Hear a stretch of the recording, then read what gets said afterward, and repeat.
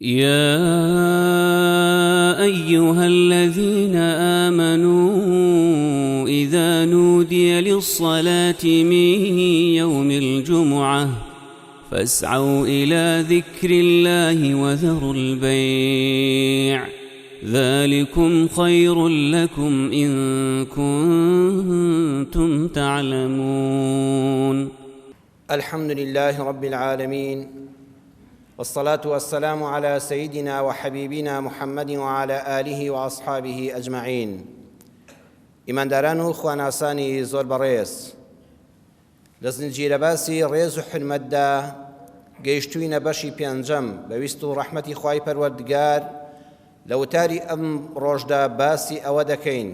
کاتێکەوە باوک و دایک هەمیشە چاوەڕێی ئەوەیان هەیە لە ئەولادەکانیان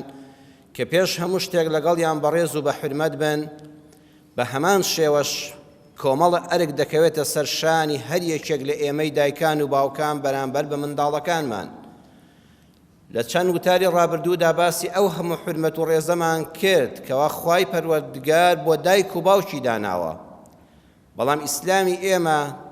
تەرازوویەکی پێیە، بە هاوسەنگی پێشمان دەڵێ،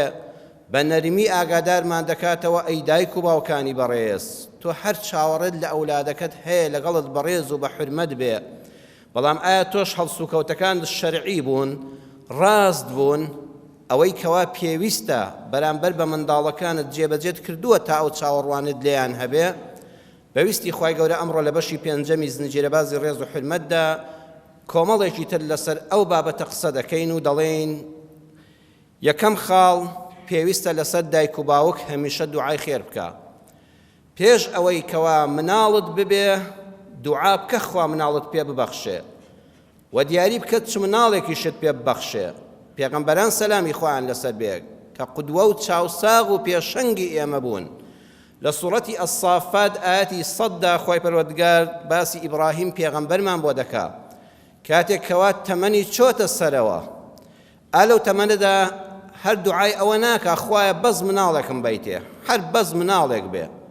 نەخێر مناڵێکی چۆنم دەوێ، ڕەبی هەبلی منە الصالحین، یا ڕەبی خوایە پێم ببەخشی. منداڵ بەخششی خوایە، دەسەڵاتی کەسی تێدا نییە. ناحاڵی ترین کەس بەرامبەر بەخوای گەورە ئەو کەسەیە. ڕێزم هەیە بۆ ڕووی جەنابتان و دوور لە ئێوە کاتێک کە بە چاوێکی نامۆ سەیری ئەو ژن و پیاوە دەکا کە مناڵی نییە، وا دەزانێ ئازایەتی ئەوانی تێدایە یان بێدەسەڵاتی ئەوانە کە خوا منداڵی نەداونێ. ئەوە لە هەموو کەس ناحاڵی ترە بەرامبەر بەخوای پەروەردگار. بۆیە ئیبراهیم فەرمی ڕەبی هەبلی، خوایە دیاریەکم پێ ببەخشە،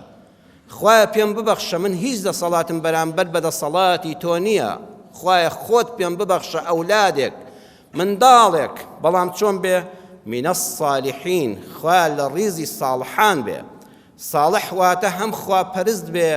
هەم خەڵک دۆست بێ. زەکەریا پێغەمبەرمان بۆ باز دەکا خوای پەروەردگار لە سوڕەتی ئالی عیمران ئاەتی 38دا. زەکەریاش کاتێ سەری هەموو سپی بووە، ڕیشی هەموو سپی بووە،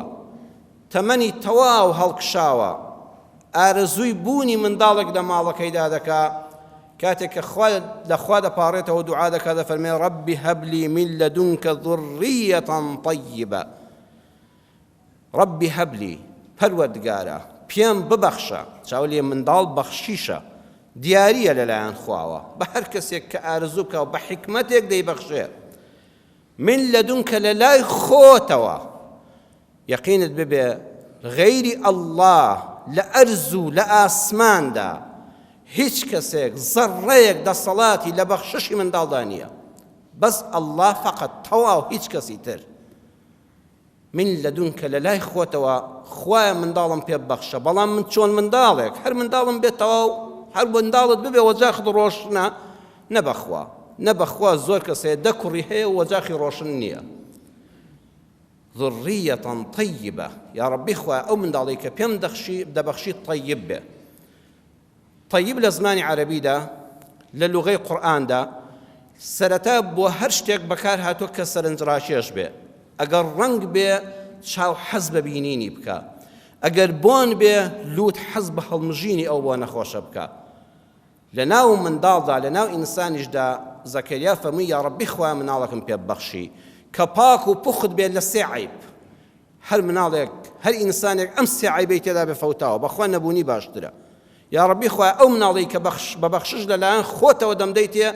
عیبی ئەم سێ سیفەتە عیبەی تێدا نەبێ یا ڕەبی خوا پاک بێ طەیب بێ لە چی من الجهل والفسق وقبائح الأعمال يا ربي خوا لنزانين بدوري كي جاهل نبي بخدا أو كسي كخوانا ناسيا بحق لها مكز نفهم ترى أو نفهم قيمين نفهمي خوانا ناسينا خوان منالك كبيم دبخشي جاهل نبي بخوي إنسان كخوينا ناسي باي چندا براسي تيادتش يا ربي خوايا كركام كشكم كبيم دبخشي خوا كريشي بزكريا بخشي يا ربي خوايا خواناس بي دووەمیان خۆ ناز بێ سێمیان خوایە خەڵک ناز بێ ئەم سێ خاءە زۆر گرنگن خوا ناز خۆ ناز خەڵک ناز بزانە لەگەڵ کێدا تەعامل دەکە ئەوەندە عەقڵی بدەیتێ جاهیل نەبێ بەوەی کەسێ شەکری دەداتێ و کەسێ ژەهری دەداتێ ئەم لێکیان نەکاتەوە یا ڕەبی خوایە لە فاسقی بە دووری کەی فاسق نەبێ یعنی کەسێک نەبێ بەد بێ لە ناو کۆمەڵگادا هاي إنساني واهي لحر شوينك أو شوينة يقددا أو إنساني فاسقة يا ربي خوا أو أولادي بيم دبخشي صفتي دومي أويا فاسق نبي أو اندبت كار نبي لهي شوينك أنا حويتوا لهيج مالك أنا حويتوا لهيج قارك يكاد جاي نبي توا خوا بدوري كي لفيصل سيم يعني يا ربي خوايا لقبائح الأعمال كسيش تبدوري كي أو من ضالي بيم دبخشي خوايا أم صفتي تدابي أم سيدا على زور جرينجا خوايا دروني خاوين به خوا دەمی خاوێن بێ خوا داوێنی خاوێن بێ ئەو سیانە جاوە بەرهەمی دەروون دەمپاکیە هەر کەسێک بینی دەمی پیسە و زۆر گوێن فرۆش و خراپە ئەوە ناخی پیسە هەشە بەدەم زۆر دەمی گرتووە و هیچ قسە ناکەوە ئەزانی فریشتەیە بەڵام لە ناخەوە پڕپڕە لە کێم و جەراحەت و پیسی بەرامبەر بە خەڵک دەرونی بۆگەنی کردووە بەرامبەر بە خەڵک یا ڕەبی خوا ئەو منداڵی پێم دەبەخشی طەیب بێ دەرونی پاک بێ دەمی پاک بێ داوێنیشی پاک بێ ئەبێ کە دوعات کرد بۆ منداڵ ئەزیزەکەم ئاوا دوعا بکەی ئافرەتێک کە زانی حەملی هەیە بڵێ یا ڕەبی خوا ئەو منداڵی پێم دەبەخشی طەیب بێ خوا لە صالحین بێ هەر شەرنی منداڵت هەبێ هەر بەوە وەجاخت ڕۆشن نابێ بۆیە ئێوە کەسانی کە منداڵتان نییە دڵی خۆتان خۆشکەن بە ڕەحمەتی خوا ئەو منداڵی کە تۆ دەدبوو لەوانەیە ئەم سیفەتانی تێدا نەبێ وەیە خوا تۆی خۆش ویستۆ کە پێی نەبەخشیوی منداڵك ئاوا طەیب نەبێ نەبوونی گەلێک باشترە سرد زۆر ئیسراحەتە بۆ دنیا و بۆ قیامەت و خوا ڕێزی لە تۆ گرتووە لەلایەکی ترەوە بە دڵنیاییەوە لە دنیا و قیامەتا قەرەبوو بۆ تۆ دەکاتەوە دووەم دایک و باوکی چاک و خواناس وەچەکەی خوا بۆی دەپارێزێ ئەگەر منداڵت بوو دەبێت دڵسۆزی بی جا دڵسۆزی هەر ئەوە نییە بڵێ بەخوا من شەو ڕۆژ کاسبیان بۆ دەکەم بەخوا بە فەردە دۆلار و دیناری بۆ دەخەمە سەریەک عەرزەی بۆ دەکڕم ئەمە باشە دەستت خۆش بێ و لەشت ساغ بێ مناڵەکانت خوا پێی خۆشە دەوڵەمەند بن لە دوای خۆت نەک محتاجی دەستی خەڵک بن بەڵام ماڵ و سەروەت و سامان کاتانێکە دێ و دەڕوا لەوە ئەچێ هەموو سەروەتەکە لە کاتێکی کەما لەناو بچێ بەڵام ئەڵڵا دەبێنێتەوە بۆ منداڵەکان لە دوای خۆت هەر کەسێک دڵسۆزی منداڵەکانێتی و خۆشی دەوێ با هەوڵ بدا ساڵح بێ با چاکەکار بێ با بینی خۆی خوای چاکە بینی خۆی خەڵکی پاکە واللهی خەمی منداڵەکانن نەبێ خوا کەسانێکیان بۆ دەنێرێ لە لای خۆیەوە کە سەرپەرشتی ئەو منداڵانت بۆ بکات لە تنگانەدا فریایان دەکەوێت ئەمە بەڵگەی قورئانمان بەدەستەوەیە خوای پەروەردگار لە سوورەتی ئەلکەهفدا ئەو سوورەتەی کە هەموو شەوان و ڕۆژانی جومعە دەیخوێنین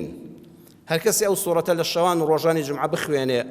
ماڵی نفس و دەرونی لە شەڕی شەیطان و مەسیحی دەجال بە ئیزنی خوا بە دوور دەبێ بەڵام ئەو سوورەتە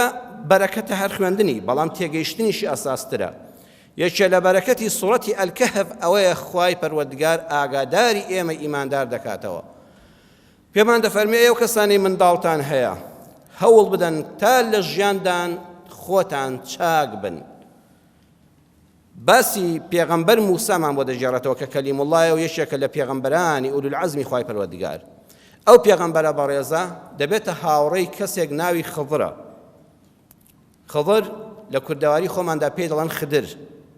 هەموو بیستوتان دەڵێن خدری زیندە هەیە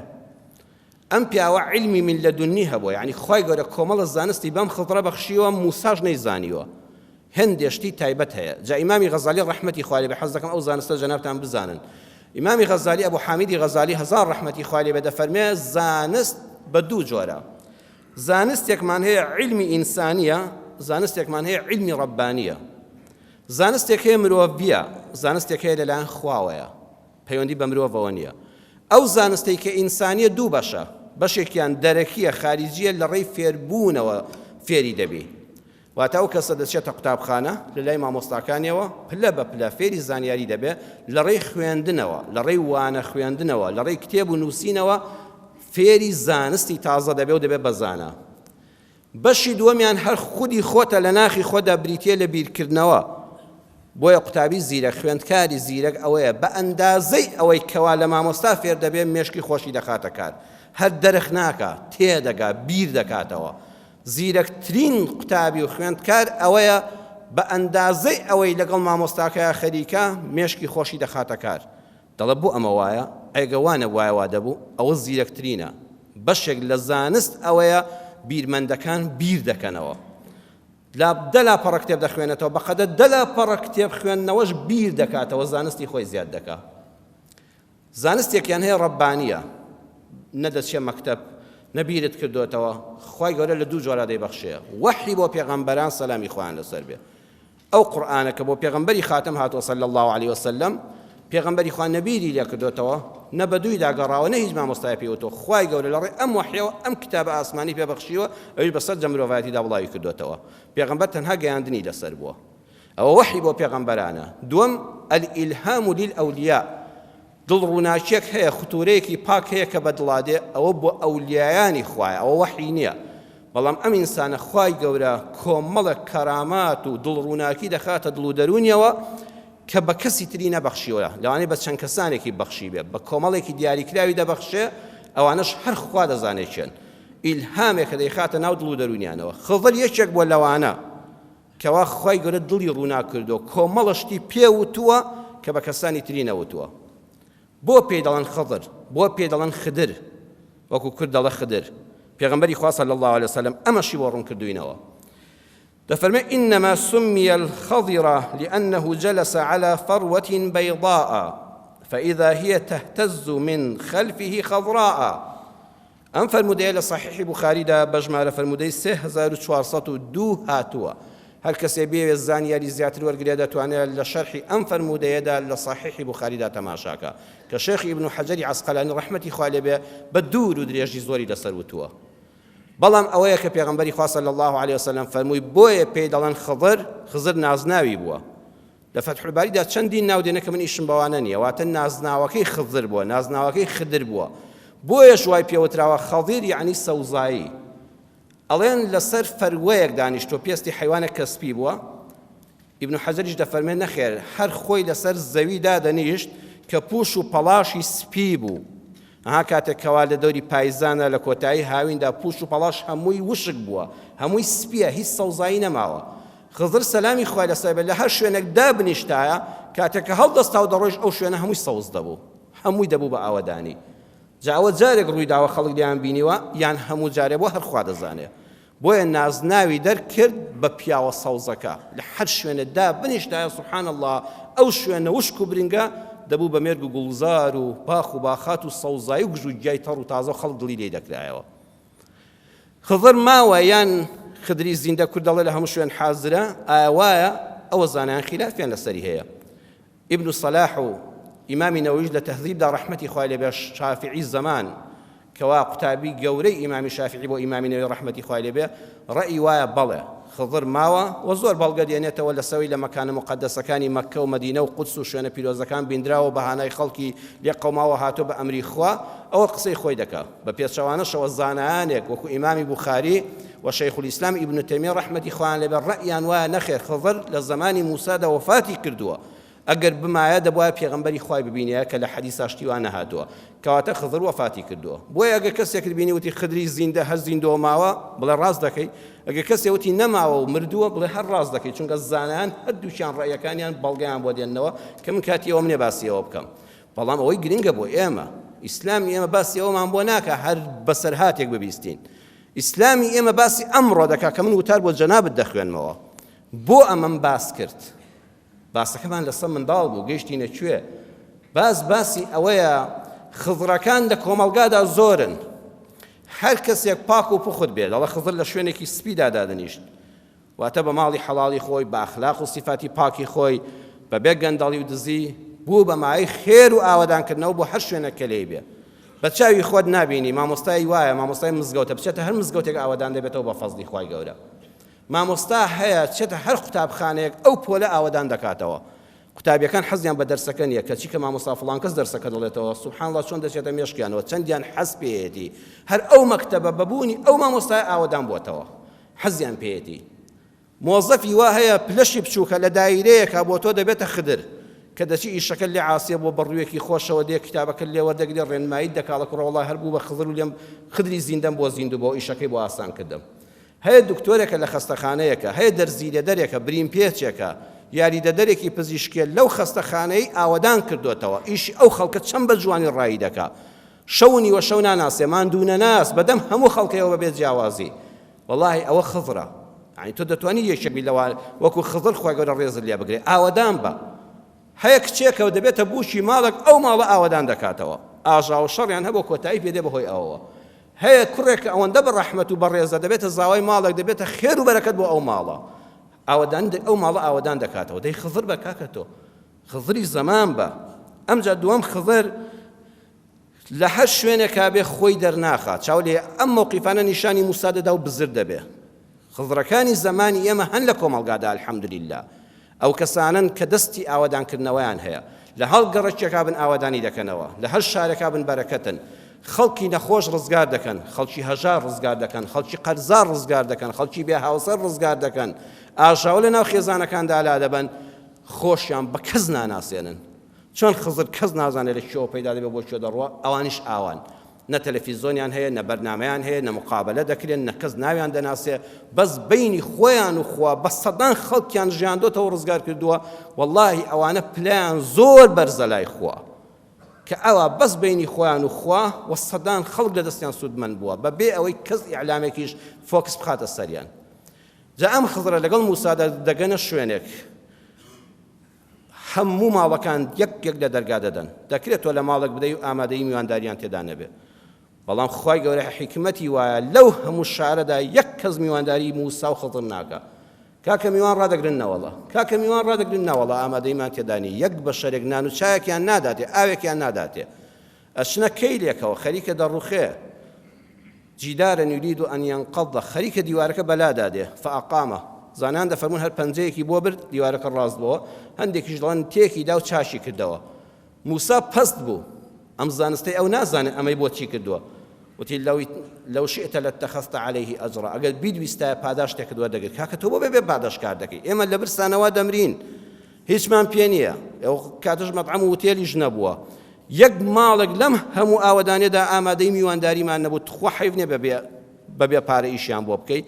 موسا خۆشی کاتی خۆی بەبێ پارە ئیشی بۆ خەڵک کردبوو کاتی خۆی کەوا کچەکانی شوعیب مەڕەکەیاندا لەوە ڕاند و ئاویان بۆ نەدەدرا لەسەر بیرەکە لە بەرخەڵەباڵی بۆی ئاودان و داوای پارەشی لێ نەکردن واتە موسا کەسێکی زۆر گەورە بوو بەس لەوێدا لە مەوقیفەکە پەست بوو ئەو خەڵکانە شانی چاکە لەگەڵکردنێکی ئاوان نین خزر فەرمووی ئەوە ئەمری خوای پەروەردگارە بە منی ڕاگەیاندووە لەژێر ئەو دیوارەدا کوپەیەک زێر شاردراوەتەوە خەزنەیەک هەیە هی دوو منداڵی بێباب بە باوکیان مردووە ئەم دیوارە ئەم کەیلەشی ماڵی ئەوانە ئەو منداڵانە زۆر بێکەسن بابیان دەوڵەمەند بوو لە ترسی ئەم خەڵکە خراپەی کە لەم شارەدا خەڵکێک ئامادە نەبێت نانێک بدا بە 2 میلیۆنی ڕێبوار دەرگا بە دەرگا لە ماڵماندا ئەم پارەیان دەستکەوێت چۆن نایخۆن چونکە خراپەمان لێبینیون احتیمالی خراپەیان لێ چاوەڕێ دەکرێت بۆیە شار دێوە لێرەدا تا ئەم دوو منداڵە بچووکە هەتیەوە بێ باوکە گەورە دەبن دیوارەکە بڕووخایە کوپەکان دەردەکەوتن زێڕەکە دەردەکەوت ئەمانیش دایانبرد و منداڵەکان ئیفلاس دەبوون خودای گەورەم ئەمری بە من کرد و خستێ دڵمەوە بچم ئەو دیوارە چاکەمەوە هەتا منداڵەکان گەورە دەبن کە پێگەیشتن ڕۆژێ ئەمێ خاوێن دەکەنەوە خۆی گەورە ڕێنمایان دەکا و کوپەکان دەدۆزنەوە باشە خوای گەورە بۆ ئەم پیا و ساڵحە بۆ ئەم خدری زیندەی نار بۆ ئەم موسای نار بچنە ئەم شوێنە ئەم کارە ڕووبدا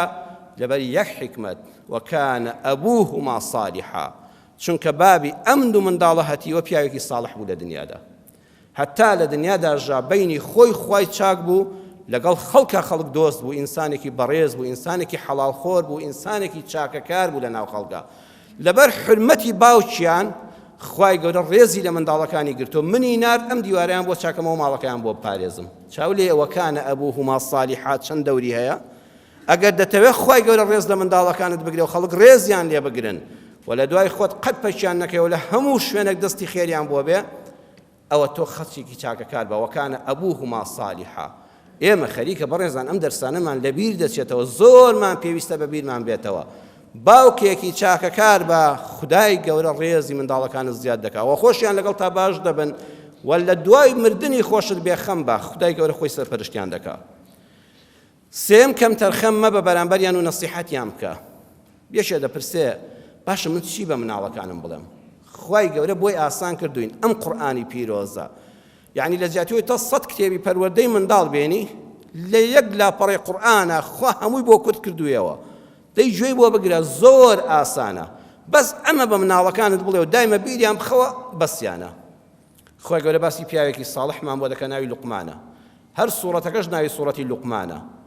بە چەند دێڕێکی زۆر کورت و پخت پێمان دەڵێ ئەوە نەسیحەتی مناڵەکەت بکە ئەگەر دەتەوێت بەڕێز بێ لەگەڵت ئەگەر دەتەوێت مناڵێکی باش بێ و خێری لێ ببینی بۆ کۆمەلگا بێتە خێر بەم نەسیحەتانە ئامۆژگاری بکە وإذ قال لقمان لابنه وهو يعظه أي محمد صلى الله عليه وسلم أي مسلمان قرآن بخوێنەوە یادی ئەو کاتە بکە پیاوێکە بوو ناوی لوقمان بوو مناڵەکەی خەریکی باڵغ بوون بوو تازە پێدەگەیشت دای نیشاند و ئامۆژگاری کرد جا ئێمە دوو شەمان هەیە یعظه لەگەڵ یعظه یعظه دوو لە ڕووی جەنابتان وەکو گاز لە شوێنێک بگری قەپی پێداکەی پیانووسەی ئازاری بدەی پێچەوانەکەشی یعظه ئامۆژگاری کرد ئامۆژگاری منداڵ بەم شتانە دەکرێت یەکەم ئەو وشانەی بەکاریان دێنی زۆر جوان بن بەهەتی و کورا ئەوانە نابێت زۆر وشەکان هەڵبژاردە و جوان بن دووەمیان نەبەڕاتی دەنگت ناسک بێ لەگەڵیدا کەسێک قسە لەگەڵ دەکات هەر لە تۆنی دەنگیەوە دیارە بەخۆشی قسە لەگەڵ دەکەیان تۆڕەیە با دەنگت ناسک بێ لەگەڵ منداڵەکانتدا سێمیان دڵسۆز بە بەرامبەری چاو ببڕە چاوی جا چاو زۆر حکمەتی تێدایە ئەو کەسەی سەیری چاوی دەکەی بە چاو تێی دەگەی ڕقی لێتەیان خۆشی دەوی سبحان الله کامیرەیەکی زۆر عەجیبە بە نیگای چاو ئەو منداڵە تێت دەگات چەند ئیخلاص و دڵسۆزیت بۆ مناڵە هەیە چەندە مەسلەحەتی ئەوت دەوێت چاو ببڕە چاوی و لە نیگاکان تا بابی خوێنێتەوە کە تۆ باوکو دایکێکی چەند دڵسۆزی مەوعیزە و ئامۆژگاری بەجێ ئەوەیە لە کاتی خۆیدا بکرێ ئێستا کابرایەک بێ لە چلەی هاوینە زەوی بچێڵێ بەڵام ئاو نەبێ تۆوەکە خەسار دەبێ یان نا هەم ماندووبوونەکەی ڕۆی هەم تۆوەکە خەسار بوو ئەبێ پاییز بێ و وەختی پەڵە بێ و کەشی خۆی بێ ئەم جاگەنمەکە بوەشێنی و ناوی خوای لێبێنی ئامۆژگاریش ئەبێ کاتەکە گونجاو بێ مناڵێک لە مەکتەب هاتووەتەوە ئیمتیحانی بۆ باش نەبووە ماندوو بۆ تۆ داینیشێنی ئامۆژگاری بکەی بەخوا وەری ناگرێ ئەو مێشکی پڕە زۆر ماندووە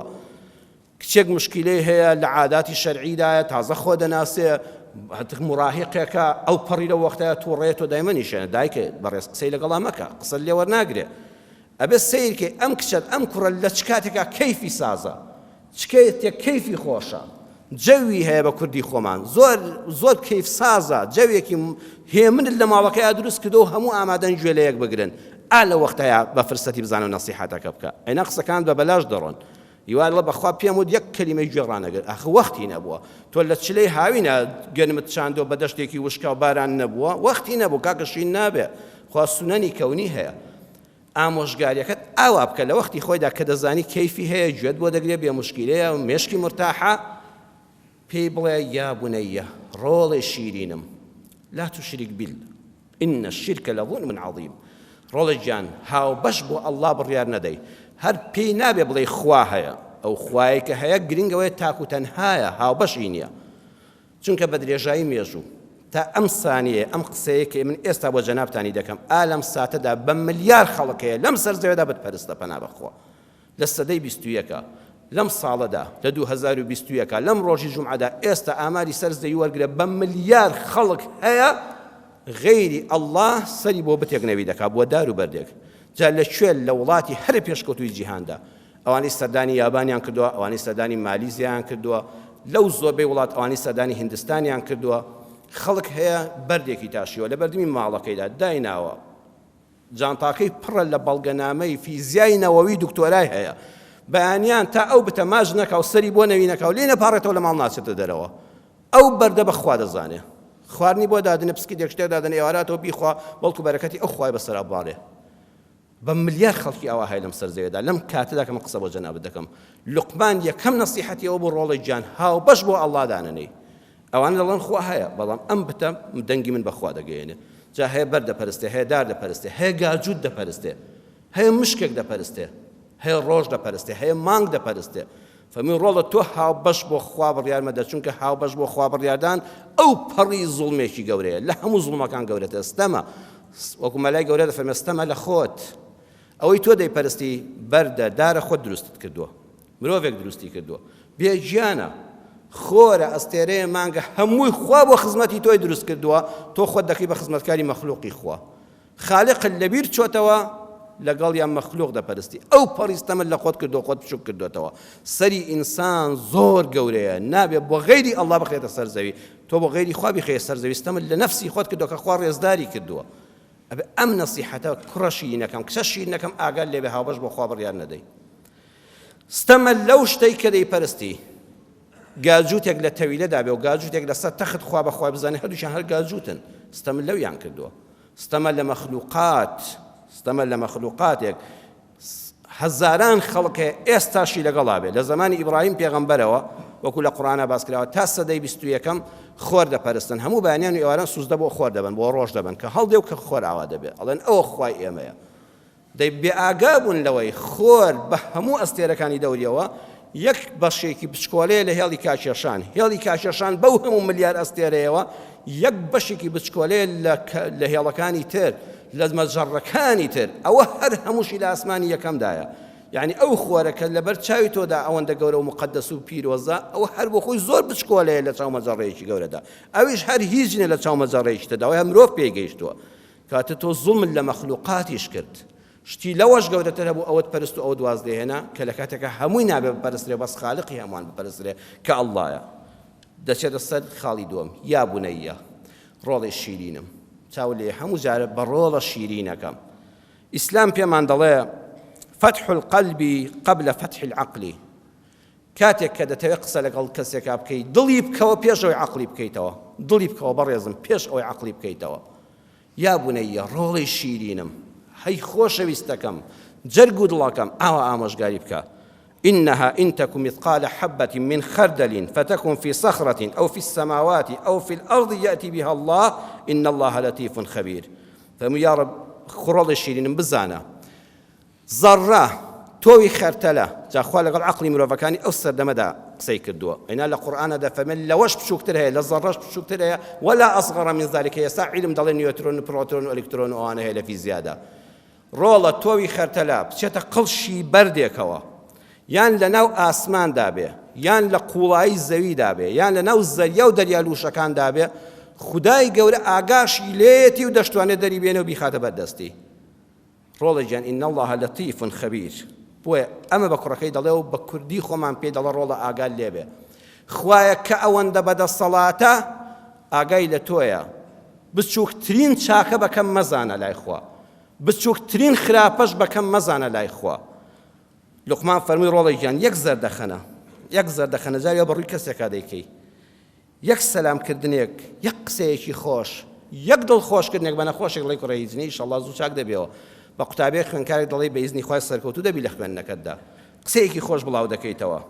مێرولەیە خەریکە دەخنچەوە بە پەنجەیەک ئاوە لە ئاوەکە دەریدێنی، پوشکەیەکی بۆ دادەنەی، دەچی لە مزگەوت تا دەڕوانی پیسێک لە شوێنەکە فڕێدراوە، هەڵی دەگری دەخێتە جیفانتەوە تا دەخێتە سەطحی خۆڵەکە و مزگەوتەکە پاک دەکەیتەوە. فەرمووی ڕۆڵە ئەم چاکەیە بەکەم مەزانە یەئتی بها الله. دڵنیا بەخوا ئەم چاکەیە دێنێتەوە ڕێگات. هەر لەم دنیادا پێش قیامەت ئەو چاکەی تۆ بە بچووکت دەزانی دێتەوە ڕێگات. ڕۆڵە خراپەش قەت بەکەم مەزانە، قەت هیچ خراپەیەک بەکەم مەزانە، چەندە بچووک بێ، دڵنیا بە یەئتی بها الله. هەر خراپەیەک دەکەی ناگەیەنێ قیامەت دێتەوە ڕێگات. جار هەبووە لچێک لە کەسی هەڵقرچاندەوە، برۆیەک لێ هەڵتەکاندەوە، گاڵتەیەکت پێ کردووە، هەر دڵێەوە هیچ نییە، هەر بیر لێ نەکردوێتەوە خراپە بێ. بەڵام دڵنیا بە ڕۆژ ئەو ڕۆژە دڵناڕەحەتێک بەسە دڵ و دەروون تا دێ خۆشن نازانی بۆ وای ئەوە بەرهەمی ئەوەیە ئەوە بەرهەمی ئەوەیە کە بە ناڕەوە سوکاتیت بە مرۆڤێک کردووە هەر خراپەیەک بێت دێتەوە ڕێگات یەتی بها الله چونکە خوا لە ئەرز و ئاسمانە هیچی لێ بزر نابێ بە مناڵەکەی گوت بە کوردی خۆمان پێ بڵێ ڕۆڵە گیان قەت چاکە بەکەم مەزانە ئەگە بچووکیش بێ یعنی فێری بەخشندەی بە لە داخیلەکە لەو پاشەکەوتەی کردو تا مانگی 250 مەڵە 250 دینار تێبی بەخشم ئەمە سەرەتایەکە بۆ فێربوون لە بەخشینە ئەوانەی بەخشندە بوون وەڵی لە 100 دۆلارەوە دەستیان پێکرد ئێستا بە 100 دەفتەر دەبەخشن بە ئیزنی خوای گەورە قەت چاکە بەکەم مەزانە هەموو چاکەیەک لە بچووکەوە دەست پێ دەکا لە سەلامێکەوە دەبی بە پیاوێکی بەڕێز کوڕەشی نەکەم گە بە شوێنێکا ڕۆیشتی چوویتە دوکانێکەوە سەلام بکە ئەگەر ڕۆیشتی بڵێ دەستت خۆش بێ ئەمە چەند ئاسانە بە مناڵەکانمانی بڵێن ڕێزدار دەبن ڕێزدار بڵێ دەستت خۆش بێ سوپاست دەکەم کەسێک چاکەی لەگەڵاکردی بە سوپاسێک بە زەردەخەنەیەک بەڕێیکە ئەم چاکەیە بەکەم مەزانە وەڵی تۆ ئینسانێکی گەورە لە ئاخرا لێ دەرەچێت کوڕە شیرینەکەم کچە شیرینەکەم خراپەش چەندە بچووک بێ بە کەمی مەزانە بەو خوایە ئەو خراپەیە وردە وردە گەورە دەبێت لە ناخدا بۆ نمونە کەسێک خراپەیەک چەند بچووک بێ یەک قوم نێرگەلە چییە یەک قوم گەنجێکە تازە پێدەگا ڕەفیقەکانی نێرگەلەی شێشن ئەمڕۆ بەو دەشت و دەرەدا بەداخەوە ئەم وڵاتە هەموو بوو بە نێرگەلەخانە ئالەو کاتەیە یەکێ بەس بە مناڵەکەت بە وەرە یەک جار یەک قومی لێدا هەر بزانە ئەم بۆنە چەند خۆشە بڵێ کوڕم یەک جار شەردە مەڵێ یەک قوم چییە خۆ بە یەک قوم قەت نێرگەلە ناخۆم هەر بێزی لێ دەکەمەوە لە ماڵی من باوکو دایکم شتی وا ناکەن باوەڕتان بێ سەرەتاکەی لەوە دەست پێ دەکا بۆ یەک جاریش ئامادە نەبی دەم بە نێرگەلەیەکەوەی لێ یەک قومە لێ یەک قوم جگەرەوە فێر مەبە بۆ یەک جاریش تاقیشی مەکەوە چونکە ئەوە خراپەکە خوای گەورە دەیهێنێتەوە ڕێگات فێر دەبی سەرەتایەکە بۆ فێربوون قومارکردن وانی کە قومارچی گەورەن و بە دەفتەر دۆلار دەدۆڕێنن دەزانین لە چێوە فێربوون هەر لە مۆبایلەکەتان نامەیەکت بۆ دێ بەداخەوە ئەم قومارچیانە ئەوە 70 ملیۆن دینار 100 ملیۆن دینار دەبیتەوە ئەگە 250 دینار ڕۆژی داخڵکەی هەر ئەوەندە مەڵە جاوە هیچ نییە خۆماڵی خۆمە خۆ فێری قومار نابم خۆ لەسەر مێزی قومار نیم بەس لەو تۆزەوە دەترازەی لەوە فێری قومار دەبی ئەگە 100 نامە بنێری بەختی ئەوەت هەیە لە خەڵاتێکت بۆ دەرچێ ناوەڵڵا یەکسەر مەسحیکە بۆ تەنەکەی خۆڵەکە فڕێدا بڵێ ڕۆڵی گیان فێرمە بە قەت ئەوانە هەڵبچڕی ئەوە سەرەتایەکە ئەم بچووکە بەکەم مەزانە ئەمە سەرەتایەکە بۆ تیاچوون مناڵەکەت قەڵەمێکی هێنایە بڵێ ڕۆڵ ئەوەی هاوڕەیەکتە لە مەکتەبە مەڵە قەڵەمێک چێ 250 بابی بە مەکتەب بەڵێ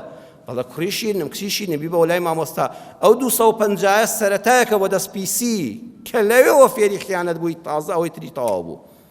یەک هێلکە بدزی دواتر مریشکێک دەدزی ئەم بابەتە زۆر ئاوچێشە و زۆر پێم خۆشە قسەی زۆری لەسەر بکەین هەر بە ئەم زمانە ئەمە بەسە بۆ میلەتەکەمان کە میلەتێکی ساڵح و باش بێ هەر حکومەت ئەمە جێبەجێکە چاکسازی لێرەوە دروست دەبێ ئەو بەسەراتە زۆرتان بیستوتانە کە دەڵێ کوڕێک گەنجێک لە سێدارە دەدرا لەسەر دزی ئەوەندەی دزی کرد بۆ ئەوەندەی گیرا بوو حکمی لە سێدارەدانی بۆ دەرچوو دوا کەس کە لە ئینسان کە لە سێدارە دەدرێت دوا ئاواتی چییە و داواکاری چی حاکم پێی دەڵێ وتی ئاواتم ئەوەی دایکم بینم چکم بەبێ باوک گەورە بووم باوکم نبینی بەس دایکم هەبوو با دایکم بێ دایکی هات و بە خۆیشە شەو ئەگریا وتی دایکە دەمت بێنە زمانت بێنە با زمانت ماچکەم دایک بێ ئاگایە کوڕەمە بەستی چییە زمانی دەرێ ناکوڕەکە ڕێک قەپێکی لە زمانی گرت بە زمانی دایکی دانووسا بەو دانەتیژە گەنجانەی هەرچی دایک هاواری کرد پۆلیس محاوەلەیان کرد بۆیان لێ نەبەوە تا سەری زمانی دایکی قرتاند وتیان خوا بتگرێ تو ئەم کارت بۆ کرد تۆ خۆل لە ناو دەچی بۆ دایکیشت ئاوا کۆڵەوار کرد وتی جەنابی حاکم خەڵکی ناگادار بن من دایکم بەم ڕۆژەی گەیاندم من منداڵێک بووم پاک بووم هەستم پێ دەکوتم ماڵی خەڵک حرامە هەستم پێ دەکوتم کە ئەو شتانەی لە دەوروبەرمان کەی خۆمان نەبێت نابێت دەستیان بۆ بەرین ڕۆژێک لە گوندا ئێمە ماڵمان دەژێ ناتبووینە شارەوە چوم لە ناو بێشەڵانی گوندەکەدا گەڕام هێلکەیەکم دۆزیەوە هەمومان خەڵکی لادێن و بینیمان ئەڵێن مریشک هێلکەکەی دۆڕاندووە واتە لە ماڵی خاوەنەکەی نایکە ئەیبال لە بێشەڵانێکە لە شوێنێکە ئایشارەتەوە بە دزیەوە دەیکە من بەترسەوە دەستم بۆ هێلکەیە برد هێنامە وتم خوا بکەم دایکم تووڕە نەبێ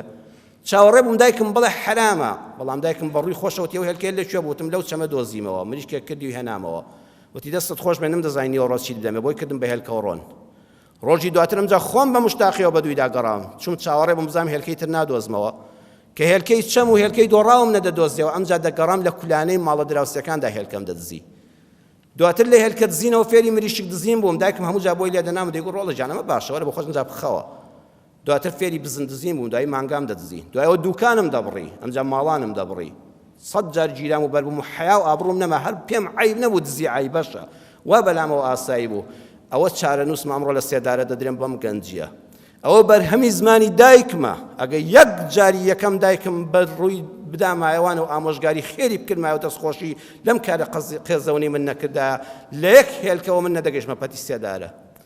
بەڕێزان زۆر زەرورە مناڵەکانمان فێری ئەوە بکەین ئەم کۆمەڵگایە بەوە ئیسلاح دەبێ بچووکترین شتێک لە مەکتەبە فێریکەی ڕۆڵە ئەمە مافی خۆت نییە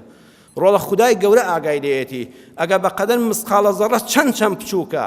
لە ناخی زەویدا بێ لە ئەرزا بێ لە ئاسماندا بێ لە قڵشی زەویدا بێ لە قڵشی بەردێکا بێ یەتی بی هەڵڵا ئەگە ڕزقی تۆ بێ خوا بە حەڵاڵی پێت دەبەخشێ کە هی تۆ نەبێ خوددا ئاگادارە بیدەوە بە خاوەنەکەی ئەم پەروەردەیە منداڵەکە ساڵح دەکا مادام خوا دەناسێ بەخوا لەگەڵ تۆشا بەڕێز دەبێ